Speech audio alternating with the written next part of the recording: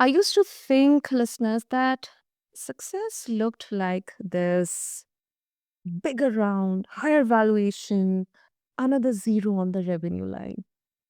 I have seen many people chase it for years.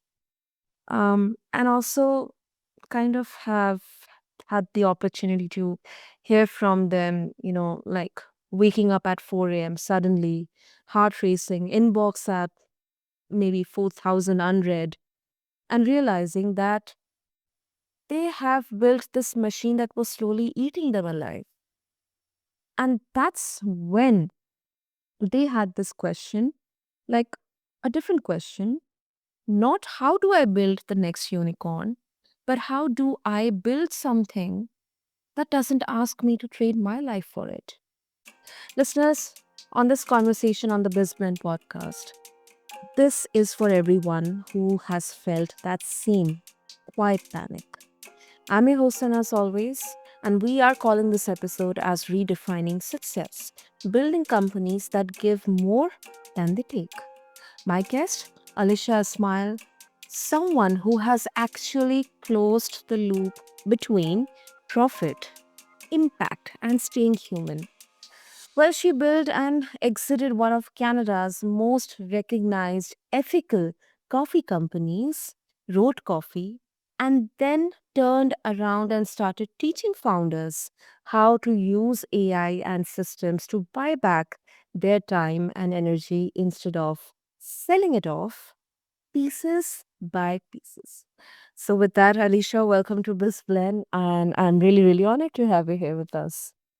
Thanks for having me. I'm so excited to be here and I'm excited to get into what you just talked about. Yeah, absolutely. And Alisha, most founders, like I've worked with or I know, say that they want to make a dent or they want to make some kind of impact or build with purpose. But when the cash runway gets short, impact is usually the first thing that absolutely gets cut. You actually paid farmers above cost of production while running a retail coffee chain in one of the most competitive markets in the world. I mean, that is absolutely, it's inspiring, but yet it's really difficult as well. How did you make that math work without lying to yourself or your investors? It definitely took some gymnastics, especially in the early years. Like you mentioned, coffee is one of the most saturated markets in the world. And when I got started, it was really difficult to do things differently. The systems and the supply chain isn't set up to support the farmers, it's really to set up a lot of the people in the middle. Yep. If someone goes and grabs a coffee at a cafe, often, nowadays it's costing 7, $9, but a coffee farmer is often only seeing maybe 20, 25 cents of that. Hmm.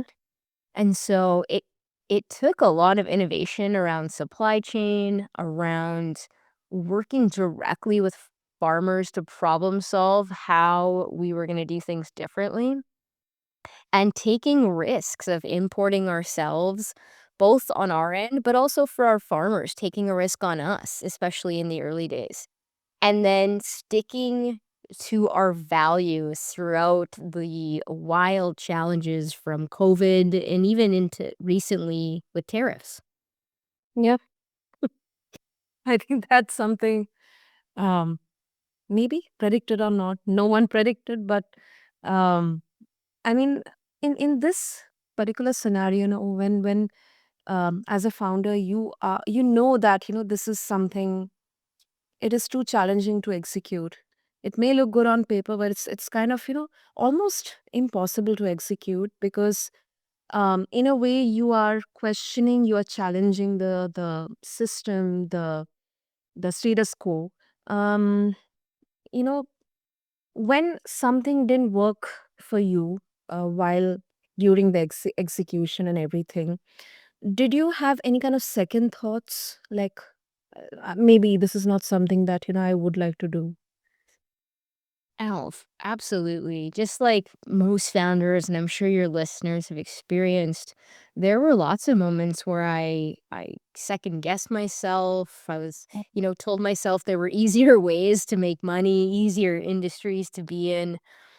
But I was really driven to try and create an impactful change in the lives of these farmers. And I remember talking to an old mentor of mine years ago, and I was just like, doing the right thing sucks. People don't honor that, and sometimes you just get taken advantage of. Yeah. And I remember him looking at me and just saying, Alicia, doing the right thing is always the right thing. And that just kind of stuck with me, like a lot has changed since I first started my first business and in the business landscape in general. And I think, like, when it comes to character and values, those are things that will always stand true, no matter what AI transformation is starting to happen, uh, our values and our compass needs to be there. That is so well said. Absolutely. Um, and and you now teach founders, since mention about AI. So you now teach founders to buy back their time, of course, with AI and automation. But the moment you hand off big chunks of your company to tools or cheaper labor, you often lose the exact soul that made the company feel human in the first place. Especially when it comes to impact driven, ethical or responsible driven brands. How do you automate without becoming this soulless machine that you originally you kind of have it in your vision? I'm glad you asked that because I agree. It's really important to keep the soul, Mm. but how do you get ahead without leveraging technology and especially knowing your competitors are going to integrate AI? And so, what I've done and what my team has done is gone down this journey. When we first started to incorporate AI into Road Coffee, the coffee company, we started testing and iterating. And at the beginning, we definitely made the mistakes of, coming across like we're AI and doing some of the basic mistakes a lot of people do, even with ChatGPT when it first launched. But then we learned we really need to look at two things. We needed to look at our calendars Mm. and see where we're spending the most time. And then second, look at our energy and where are we losing the most energy. And from there, we were able to map out where we can leverage AI, and it always came down to relationships. So, myself and my team, none of us wanted to give up the relationships in business.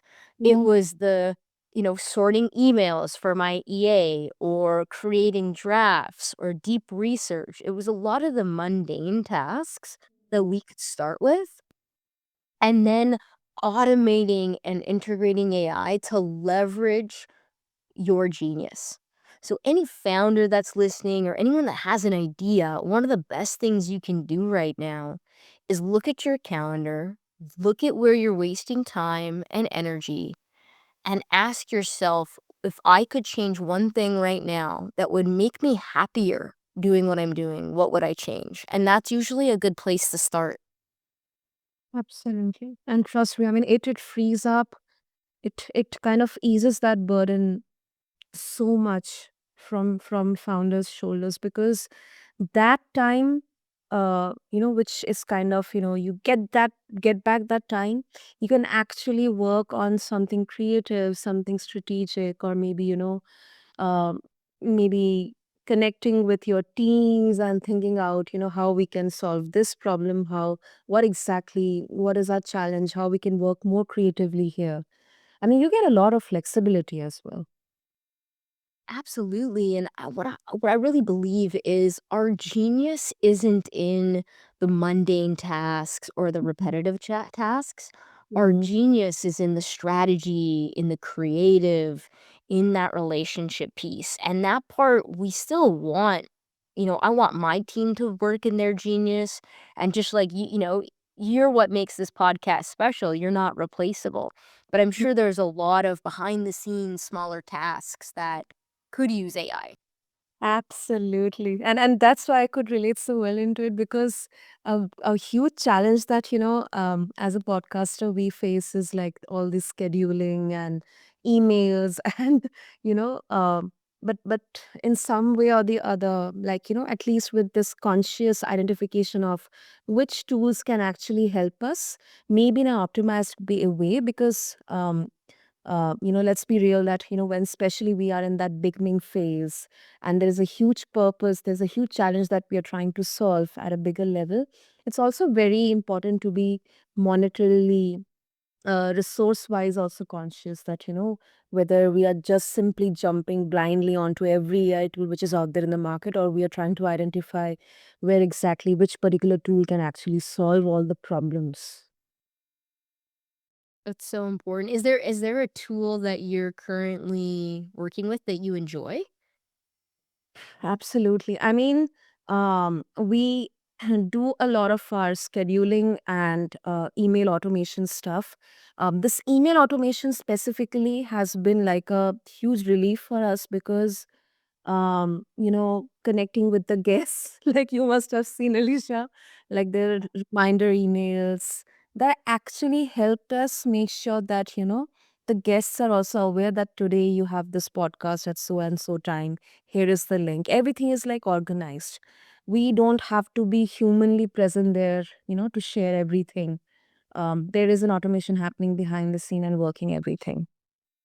Yeah, I think that's fantastic, especially because you're working on an international stage. And so you're working with people that are awake at different hours, and being able to still have timely communication with those people is such a pro move. Exactly, exactly.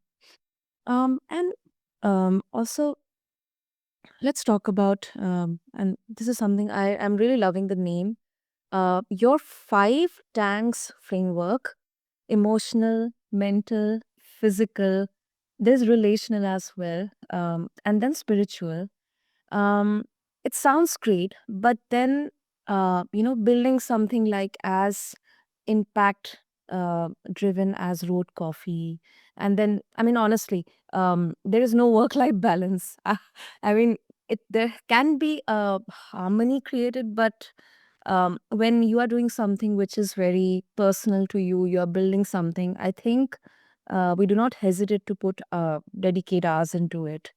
um, which tank did you let run empty first? And I mean, what did it actually cost to you?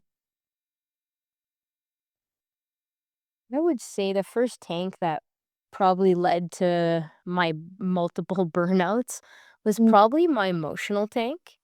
okay. Um, Which I wouldn't have guessed at the time. I probably would have said maybe the physical or mental because, you're working so many hours, you're skipping meals, you're skipping Mm, any type of workout. But I but what I realized in hindsight, it was often the emotional energy that went first. And I think that's why so many people hit burnout and then they start resenting the company they built. mm, Which is sad, right? Because you pour so much energy and passion and time into something, and then you start resenting it if you're not in a good place emotionally.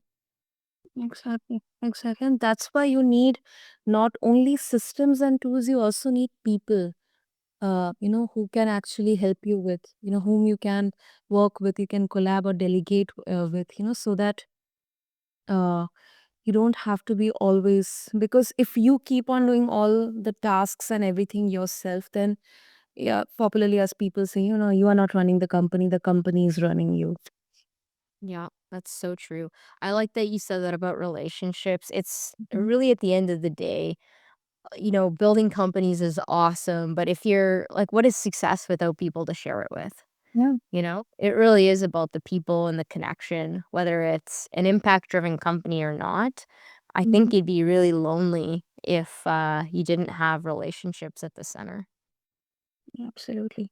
And the most exciting part of bringing people, maybe of different generations, different backgrounds, is that you get to enjoy that, diversity of ideas and perspectives of looking at a single aspect or maybe challenge in your work.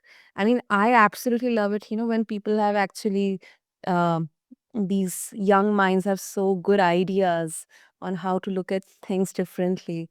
And I think that is something which, AI may not be able to replicate, not sure, but from the point where I am, I don't think it is so advanced that it's going to replicate that.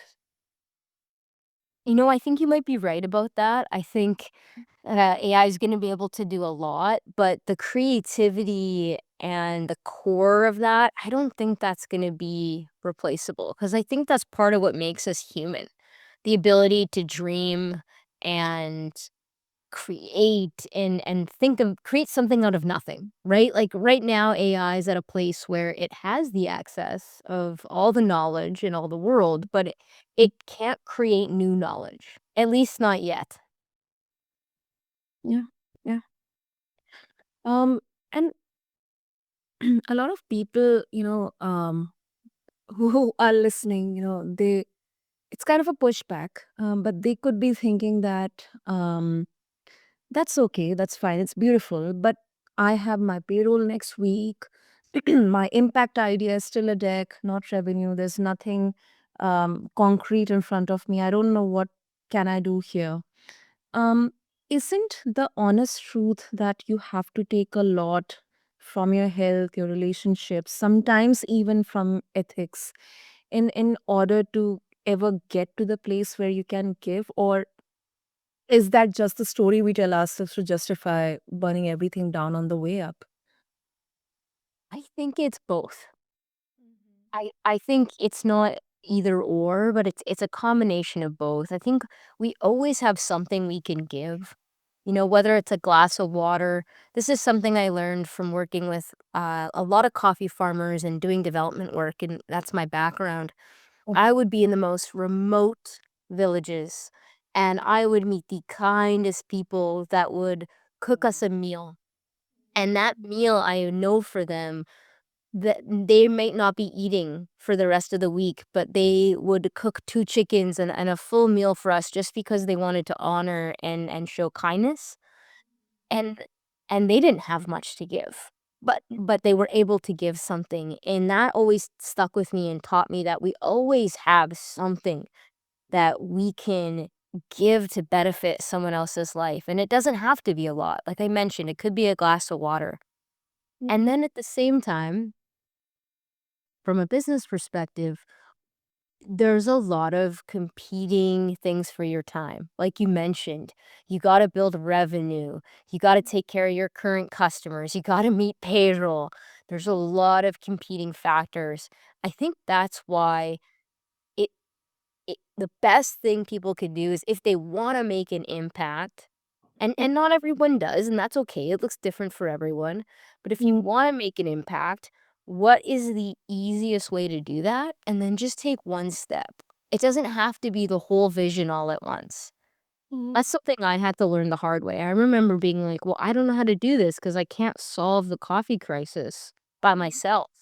And I had to learn just take one step at a time, and then, paying farmers above cost of production eventually led to fully female supply chains, which then eventually led to, offering microloans. So it didn't all happen at once for me either. It was just putting one foot in front of the other and figuring out a way to do it. I will share though, I definitely did make the mistake in the early years of being too impact driven and not enough on building the company. Mhm. So it is important to bring on new customers. It's very important to drive revenue, and profit solves problems. You can solve more problems and help more people the more profitable you are. And that one I had a bit backwards probably for the first few years of business. Hmm. I really love that honesty, Alusha, because this is such a, kind of a tightrope, that especially when it comes to, um, impact driven businesses or brands that, should you stick with just the impact, or you should stick with the number or the profit part, because then you kind of contemplate that people are going to question your morality or your intention, that you just are here for business, not for the impact. So yeah. That's true, and I remember having that fear, and I really had to work through it and start to realize that, um, what was my own relationship with money, and why was I afraid of making money? And almost that word profit used to be like a dirty word, and I really had to do some inner work on my own relationship with money and learn that it's okay to make money. Yeah, Like, maybe someone, listening today needs to hear that. It's okay to make money. It's okay to be profitable. exactly. I mean, it is like, if I'm a caregiver, I cannot take care of others if I'm not there at all. I mean, you cannot pour from an empty vessel. It's just as simple as that. But then it is very easy to say, but it definitely needs a lot of inner work. And I think this exactly translates, if we are trying to, you know, um, bring a disruption and bring an impact, from a company or from an entrepreneurship POV. Absolutely agree. It's, I find the journey of entrepreneurship is more of an internal journey, development that plays out in business form. Mm. That's beautiful. That's beautiful. And I really loved, the example as well. That is such a beautiful and very, very heartfelt example. The farmers feeding you. I mean, this is something that I also see this, culture in India that, um, and I don't know whether I'm right or wrong, but people who may not have the resources or the capability to feed themselves, but for them they are always, always ready to make sure that, you feel welcomed, because it's kind of embedded in their culture that, uh, if there's a guest, or if someone is actually genuinely helping them, or trying to do some goodwill for their upliftment, they're always there to maybe, sometimes feed you or give you some gift in their own capacity. And I think that is priceless. That is a timeless human experience or gift that you can cherish. Absolutely. I agree. And I think especially, I think we forget about that sometimes in business. And even I've had my moments where I come back and I'm back from a farm level and I'm back in the day to day and I forget about those special moments that have, dramatically changed my life. And so I think it's a good reminder. And even going back to what you said earlier about relationships, this is why we need to be in community and Yeah, have people around us that can remind us of the things that really do matter at the end of the day. totally, totally. Ah, beautiful, beautiful. And before we wrap up, Alicia, if listeners, they would like to connect with you further, they would like to share their thoughts with you about this conversation, and they would also like to understand and explore your work as well. What would be the best way to connect? The best way to connect with me is Alisha Esmail at gmail.com or just DM me on Instagram or LinkedIn. I love chatting in the DMs and would love to hear from your listeners, what they're working on, if they have any AI questions or business questions in general. Beautiful. Listeners, what I'm going to do is, as always, have all these links and details in the show notes so that you can easily connect with Alicia. And feel free to share your thoughts. Feel free to also leave your thoughts in the comments section along with this episode. And just refer to the show notes. And I'm still thinking, because the truth is that most of us didn't start companies to become better at suffering. We started them because we saw something broken and we thought, I can actually fix that. And somewhere along the way, we forgot that we are part of what's broken too. So here's the only question that matters after today. What are you willing to stop doing so your company can start giving more than it takes, starting with giving your life back? So, Alisha, thank you so much for such a beautiful reflection with your journey, with your experiences. This was really, really heartfelt. Thanks for having me, and I'm excited to see who you have on in your next episode. You're doing some great work. Keep sharing with the people and inspiring them. Thank you so much, Alisha. Thank you so much for your blessings. And to all the listeners out there, if this episode stirred something within you, maybe send it to your founder friend who needs to hear it too. And until then, this is BizBlend. I'm your host, Sana. I'll see you in the next episode. Thank you so much.